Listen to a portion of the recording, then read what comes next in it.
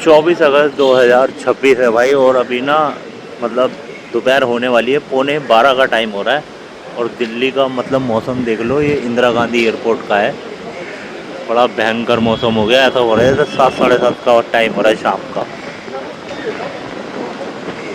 वो देखो बादल,